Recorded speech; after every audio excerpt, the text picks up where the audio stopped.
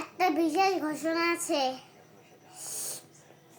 আজকে ধোঁয়ায় আর শীতে আর গরমে ভর্তি ছিল, আর আমি শীতে কেঁপে বরফ হয়ে যাচ্ছিলাম, আর মা শীতে আর ধোঁয়ায় কেঁপে একেবারে চোখ জলার মতন হয়ে যাচ্ছিল। নানি তো কিছুতেই ভয় পায় না।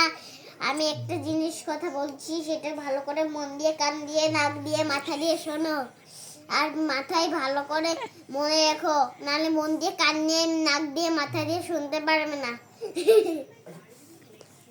আর বলছি, আমি সেই ঘোষণাটা, অনেক শীত ঠান্ডা লাগছিল, মা তো পুরো জমে গিয়েছে, আমিও জমে গিয়েছি।